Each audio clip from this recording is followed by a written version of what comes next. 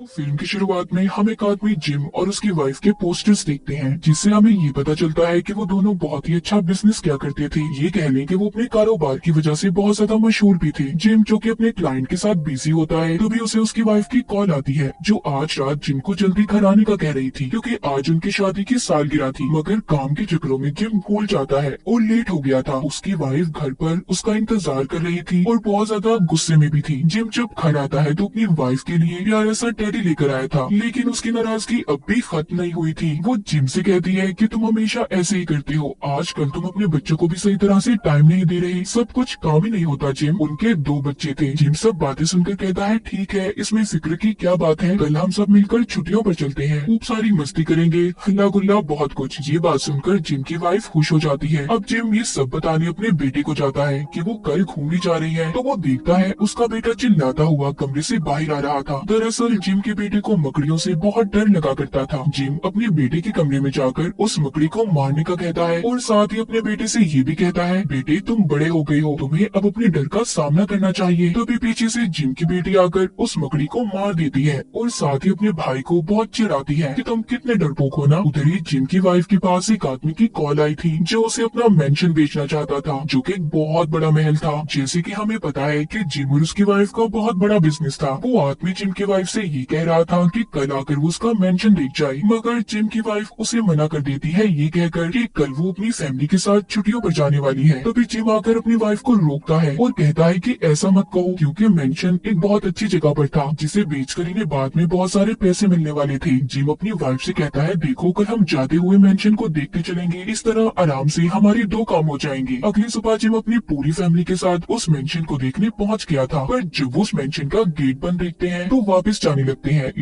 लेकिन अचानक से उस मेंशन का गेट खुद ब खुद खुल गया था, जो देखकर जिम और उसकी वाइफ को थोड़ा अजीब लगा था, मगर वो इस बात की परवाह ना करते हुए अंदर चले जाते हैं। जिम को मेंशन के अंदर एक कब्रिस्तान दिखाई देता है, जिसे देखकर सभी डर गए थे। तभी अचानक से वहाँ पर तेज बारिश होने लगी थी। बारिश होने की वजह से सब लोग मेंशन के गेट के पास आकर खड़े हो गए। जिम जब मेंशन के गेट को बचाता है तो गेट खुद ब खुद खुल गया था। अंदर आकर जिम और उसकी वाइफ को मेंशन बहुत अच्छा लग रहा था, वहीं पर उनके बच्चों को वो बिल्कुल अच्छा नहीं लगता। तभी सामने से एक नौकर आता है, जिसका नाम रैम्सले था। उससे जिम जब हाथ मिलाने की कोशिश करता है तो वो कहता है, मेंशन के मालिक आपका खाने पर इंतजार कर रहे हैं, पर जिम की वाइफ उसे मना कर देती है, ये कहकर कि हमें कहीं और जाना है। लेकिन जिम अपनी वाइफ को रोकता है और कहता है, कोई बात नहीं, हम थोड़ा लेट चले जाएंगे। अब ये सभी खाने के टेबल पर जाते हैं, जिसको बहुत ही खूबसूरत तरीके से सजाया गया था। वहाँ पर इस मेंशन का मालिक भी था, जिसका नाम ग्रेसी होता है। वो भी जिम से कोई बात नहीं करता, उसका ध्यान सिर्फ जिम की वाइफ पर था। ग्रेसी खाना खाते हुए जिम की वाइफ से काफी बातें कर रहा होता है, जो अब जिम को अच्छी नहीं लग रही थी। वहीं पर इस मेंशन के 2 और नौकर आते हैं, जो इनके लिए खाना लेकर आए थे। तभी वो नौकर रैम्सले खिड़की के पास खड़ा होकर इन्हें बताता है कि आज रात बहुत बड़ा तूफान आने वाला है, आप सबको यहीं पर रुक जाना चाहिए। ग्रेसी भी जिम की वाइफ से यही कह रहा था कि आज रात बहुत खतरा है, आप यहीं पर रुक जाओ। इसके बाद रैम्सले सभी को अपना अपना कमरा दिखाता है। कमरे में आने के बाद जिम की वाइफ उस पर बहुत ज्यादा नाराज हो रही थी। कहती है कि आज हम अच्छा भला अपनी फैमिली के साथ छुट्टियों पर जाने वाले थे, तुम्हारी वजह से हम यहाँ पर आकर फंस गए। मैं इस मेंशन के लिए मना करने वाली थी। इतना कहकर वो बाथरूम में चली जाती है, जिसके बाद उनके कमरे में रैम्सले आ गया था, जो जिम से कहता है कि हमारे मालिक को आपसे बात करनी है, वो लाइब्रेरी में आपका इंतजार कर रहे हैं। इसीलिए वो जिम को अपने साथ लाइब्रेरी में ले आया था, पर वहाँ पर उनका मालिक ग्रेसी नहीं था। रैम्सले जिम को शराब का गिलास पकड़ाकर कहता है, ऐसा करो, तुम यहाँ पर हमारे मालिक का इंतजार करो, मुझे थोड़ा सा काम है, मैं यहाँ से जा रहा हूँ। इतना कहकर वो चला गया था। उसके जाते ही जिम से ग्लास नीचे गिर जाता है, जिससे वहाँ टेबल पर पड़ा एक स्टैचू मूर्ति भी नीचे गिर गई थी। उसके गिरने की वजह से वहाँ पर एक खुफिया दरवाजा खुलता है। जिम उस दरवाजे के पास जाकर वहाँ उस जगह के अंदर जाने लगता है। दूसरी तरफ जिम के बच्चे भी बाहर आ गए थे। उन्हें खेलते हुए एक बॉक्स मिलता है, जिसको जब वो खोलते हैं तो एक नीले रंग की जादुई बॉल हवा में लहराती हुई आगे जा रही थी। उधर जिम की वाइफ भी जिम को ढूंढते हुए कमरे से बाहर आ जाती है। वो वहाँ पर काम करने वाली नौकरानी से पूछती है, क्या आपने मेरे हस्बैंड को देखा है? जिस पर जो वो जिम की वाइफ का चेहरा देखती है तो उसे न जाने क्या हो गया था। वो नौकरानी डरकर भाग जाती है। तभी अचानक से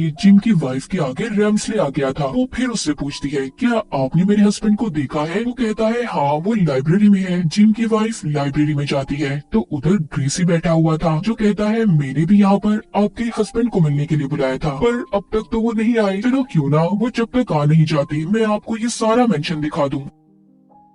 जिम की वाइफ ग्रेसी को मना नहीं कर पाती और उसके साथ मेंशन घूमने चली जाती है, जहाँ पर बातों ही बातों में जिम की वाइफ ग्रेसी से पूछती है कि ये घर इतना खाली क्यों है। वो कहता है कि ये जब से खाली है जब से मेरी मंगेतर ने अपनी जान दी थी। मैं उससे बहुत प्यार करता था, हम दोनों की शादी होने वाली थी और उसने शादी वाले दिन अपनी जान ले ली। इतना बताकर वो जिम की वाइफ को अपने साथ डांस करने का कहता है, मगर जिम की वाइफ उसे मना कर देती है। तभी उसके चारों तरफ भूत आ गए थे जो डांस करते हैं। जिम की वाइफ बहुत डर जाती है। ग्रेसी कहता है, क्या तुम्हें अब भी कुछ याद नहीं है? ग्रेसी बार बार जिम की वाइफ को अपनी मंगेतर का नाम लेकर बुला रहा था और ऐसा क्यों था ये हमें कहानी में आगे जाकर पता चलेगा। मगर जिम की वाइफ को कुछ भी समझ नहीं आ रही थी, इसीलिए वो हाथ छुड़ाकर डर कर वहाँ से भाग जाती है। उधर जिम जो के खुफिया दरवाजे के अंदर था, वहाँ पर चारों तरफ अंधेरा होता है। वो अपनी जेब से माचिस निकालकर वहाँ पर पड़ी मोमबत्तियों को जलाकर यहाँ वहाँ देखने लगता है। वहाँ पर जितने भी स्टैचू मूर्तियाँ थी सभी जिम को घूर रही थी, मगर जिम का ध्यान उनकी तरफ नहीं जाता। तभी उसे वहाँ पर एक लेडी की आवाज सुनाई देती है। जिम उस आवाज का पीछा करता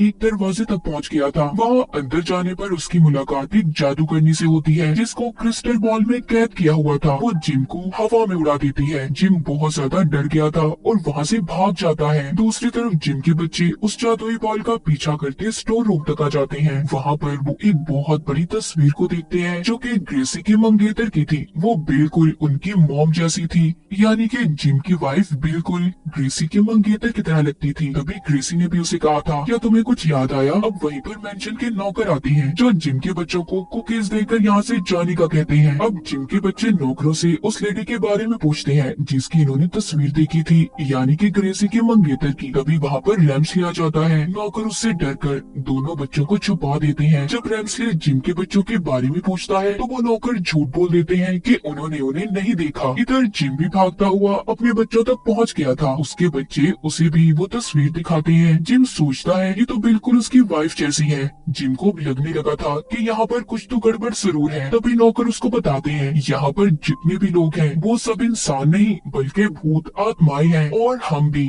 जो किसी वजह से यहाँ पर कैद है। ये सुनकर जिम डर गया था। उसे कुछ समझ नहीं आता कि वो क्या करे। ये लोग अब इस भूतिया मेंशन में फंस चुके थे। तब वो नौकरानी ने बताती है कि आप लोगों को यहाँ से निकलने का हल एक जादूगरनी बता सकती है। ये नौकरानी उस जादूगरनी की बात कर रही थी जो एक क्रिस्टल बॉल में कैद थी जिससे जिम डर कर भाग कर आया था। ये सब अब उस जादूगरनी के पास जाते हैं और उस तस्वीर वाली लेडी के बारे में पूछते हैं। वो बताती है कि उस लड़की से ग्रेसी की शादी होने वाली थी, लेकिन शादी से एक दिन पहले उसने जहर खाकर खुद को मार लिया। उसने ऐसा क्यों किया अब तक एक राज है, लेकिन इस सदमे को ग्रेसी ने बर्दाश्त नहीं किया और उसने भी अपनी जान दे दी। इसका मतलब ग्रेसी भी मरे हुए लोगों में शामिल था। ग्रेसी की आत्मा थी जो इनसे अब तक बातें कर रही थी। जादूगरनी बताती है कि ग्रेसी ने तुम्हारी वाइफ को अकेले ही आने का कहा था, यानी कि उस दिन जो कॉल आई थी वो ग्रेसी की थी, मगर गलती से तुम और तुम्हारे बच्चे भी यहाँ पर आ गए। अब ग्रेसी को तुम्हारी बीवी में अपनी मंगेतर नजर आती है। वो उससे शादी कर लेगा और अब किसी भी कीमत पर वो तुम्हारी बीवी को यहाँ से जाने नहीं देगा। जिम उस जादूगरनी से पूछता है कि मैं अपनी वाइफ को कैसे बचा सकता हूँ, कोई तो रास्ता होगा ना। वो जादूगरनी कहती है कि तुम अगर अपनी वाइफ को बचाना चाहते हो तो तुम्हें ग्रेसी की मंगेतर की मौत के राज को खोलना होगा कि वो कैसे मरी, जो कि एक बॉक्स में कैद है जिसकी चाबी कब्रिस्तान के अंदर तहखाने में एक कब्र में पड़ी हुई है। तुम्हें जाकर वहाँ से वो चाबी लानी होगी जिसमें तुम्हारी मदद ये दोनों नौकर भी करेंगे। अब वो नौकर एक भूतिया बग्घी में जिम और उसके बच्चों को बिठाकर कब्रिस्तान में ले गए थे, जहाँ पर वो और भी बहुत सी आत्माओं को देखते हैं। खैर ये तीनों उस तहखाने तक पहुँच जाते हैं, मगर जिम का बेटा अंदर जाने से मना कर देता है क्योंकि उसे डर लग रहा था। इसलिए जिम अपने बेटे को बाहर ही छोड़कर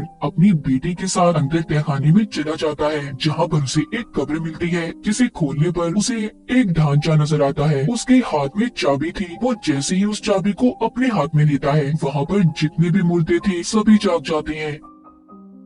वो मुर्दे अब जिम और उसकी बेटी के पीछे पड़ गए थे। किसी भी तरह बचते बचाते जिम अपनी बेटी को लेकर बाहर जाने वाले दरवाजे तक पहुंच गया था, लेकिन तभी तहखाने का दरवाजा बंद हो जाता है। अब जब जिम अपने बेटे को दरवाजा खोलने का कहता है तो उसके आगे बहुत सारी मकड़ी आ गई थी जिनसे वो डरने लगा था। जिम अपने बेटे से कहता है बेटा डर का सामना करो। ये बात सुनकर जिम का बेटा हिम्मत करके दरवाजे को खोल देता है। अब ये सभी उस जादूगरनी के पास चाबी को लेकर आ गई थी, तो अब वो जादूगरनी इन्हें उस बॉक्स का पता बताती है। जब जिम उसके पास जाता है और उसे खोलता है, उस बॉक्स में से इन्हें ग्रेसी की मंगेतर का लिखा हुआ लेटर मिलता है, जो उसने अपनी शादी से एक दिन पहले लिखा था, जिसमें ये लिखा हुआ था कि मैं ग्रेसी से बहुत प्यार करती हूँ और कल हमारी शादी होने वाली है। मैं बहुत खुश हूँ। उस लेटर को पढ़कर इन्हें ये बात तो पता चल गई थी कि ग्रेसी के मंगेतर ने खुद को नहीं मारा, क्योंकि वो तो अपनी शादी को लेकर बहुत खुश थी। तभी वहाँ पर रैम्सले आ जाता है, जिसे देखकर वो दोनों नौकरों की आत्माएं गायब हो गई थी, जो अब तक जिम का साथ दे रही थी। रैम्सले जिम से कहता है, मैंने सोचा भी नहीं था कि तुम यहाँ तक पहुँच जाओगे। अब जिम उसको ग्रेसी के मंगेतर का लिखा हुआ लेटर दिखाता है और पूछता है कि इसका क्या मतलब है, आखिर सच्चाई क्या है। अब रैम्सले बताता है कि हाँ,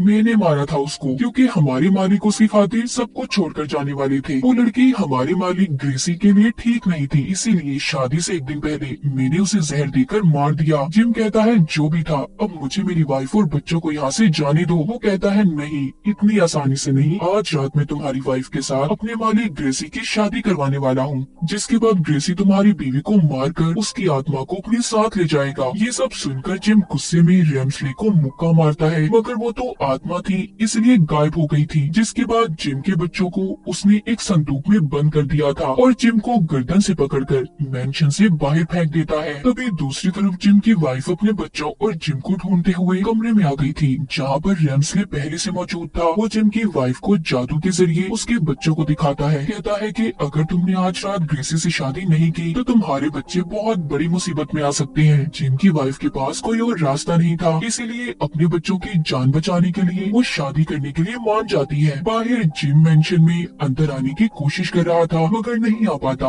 उसने हर कोशिश कर ली थी, लेकिन रैम्सले के जादू से हर दरवाजा बंद था। जिम बैठकर रोने लगता है और पछताता है कि काश वो यहाँ पर अपने बीवी बच्चों को लेकर कभी न आया होता। तब उसके पास क्रिस्टल बॉल में बंद जादू करनी आती है, जो उसका हौसला बढ़ाते हुए कहती है, तुम्हें अपने बीवी बच्चों को बचाना होगा। उसकी बात सुनकर जिम हिम्मत करके अपनी गाड़ी में बैठता है और मेंशन को तोड़कर अंदर आ गया था। अंदर आकर सबसे पहले वो रैम्सले के आदमियों यानी के भूतों का मुकाबला करता है, फिर अपने बच्चों को बचाता है। उधर दूसरी तरफ रैम्सले ग्रेसी और जिम की वाइफ की शादी करवा रहा था। तभी जिम अपने बच्चों को लेकर वहाँ पर पहुँच जाता है, जिन्हें देखकर जिम की वाइफ बहुत खुश होती है और भागकर वो जिम के गले लग गई थी। इस बात पर ग्रेसी को बहुत गुस्सा आता है। वो एक तलवार से जिम पर हमला करने वाला था। तभी जिम वहाँ पर ग्रेसी को उसके मंगेतर का लिखा हुआ लेटर दिखाता है और बोलता है कि तुम्हारी मंगेतर ने खुद अपनी जान नहीं ली थी, बल्कि उसे तो इस तुम्हारे खास नौकर ने मारा था, रैम्सले ने। ये बात सुनकर ग्रेसी हैरान हो गया था। अब इन सब बातों के बारे में वो रैम्सले से पूछता है, तो वो कहता है कि